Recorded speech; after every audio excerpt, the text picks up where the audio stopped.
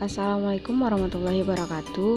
Sebelumnya perkenalkan kami dari kelompok 10 dalam mata kuliah Psikologi Perpustakaan yang beranggotakan saya sendiri yakni Nahsa Nur Aini Kolbi dan juga rekan saya yaitu Rahmat Dori. Kami akan membahas sebuah tema yaitunya tentang sikap. Pertama saya akan menjelaskan materi yang pertama yaitu definisi dari sikap.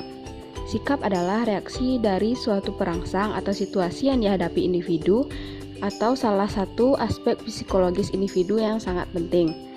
Karena sikap merupakan kecenderungan untuk berperilaku sehingga banyak mewarnai perilaku dari seseorang. Perwujudan atau terjadinya sikap seseorang itu dapat dipengaruhi oleh faktor pengetahuan, kebiasaan, dan juga keyakinan. Sikap dari seseorang terhadap sesuatu tidak selalu sama, sebagaimana kita terhadap berbagai hal di dalam hidup kita adalah termasuk ke dalam kepribadian. Materi selanjutnya yaitu tingkatan dari sikap. Yang pertama yaitu menerima. Menerima berarti mau dan memperhatikan stimulus yang diberikan. Yang kedua yaitu merespon, yaitunya memberikan jawaban jika ditanya, mengerjakan dan menyelesaikan tugas yang diberikan. Yang ketiga yaitu menghargai. Dan yang keempat yaitu bertanggung jawab. Tanggung jawab merupakan sikap yang paling tinggi dengan segala risiko bertanggung jawab terhadap sesuatu yang telah dipilih. Materi berikutnya. C. Ciri-ciri sikap. Yang pertama, sikap tidak dibawa dari lahir, tetapi dipelajari dan dibentuk melalui pengalaman, latihan sepanjang perkembangan individu. Yang kedua, sikap dapat berubah-ubah dari situasi yang memenuhi syarat untuk itu, sehingga dapat dipelajari. Yang ketiga, sikap dapat berdiri sendiri, tetapi selalu berhubungan dengan objek sikap. Yang keempat, sikap dapat tertuju pada satu atau banyak objek. Yang kelima, sikap dapat berlangsung lama atau sebentar. Yang keenam, sikap mengandung faktor perasaan dan motivasi. Materi berikutnya.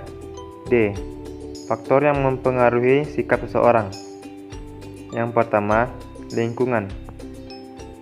Lingkungan ini terbagi menjadi dua, yaitu lingkungan rumah dan lingkungan sekolah. Yang kedua, pengalaman.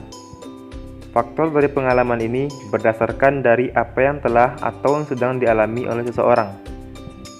Kemudian, faktor pendidikan.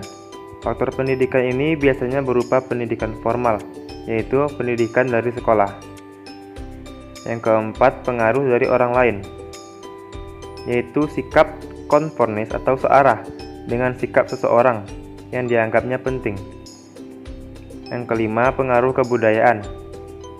Kebudayaan dapat memberi corak pengalaman individu-individu masyarakat asuhannya. Yang keenam, media massa.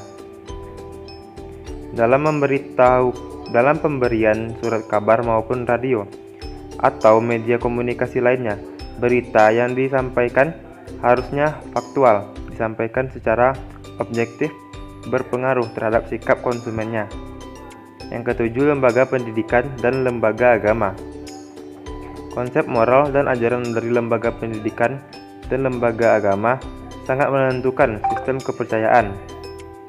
Kemudian yang terakhir, faktor emosional, yaitu suatu bentuk sikap merupakan pernyataan yang didasarkan emosi yang berfungsi sebagai semacam penyaluran frustasi atau pengalihan bentuk mekanisme pertahanan ego.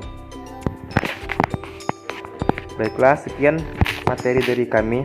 Lebih kurangnya kami mohon maaf. Wabillahi taufik wal hidayah. Wassalamualaikum warahmatullahi wabarakatuh.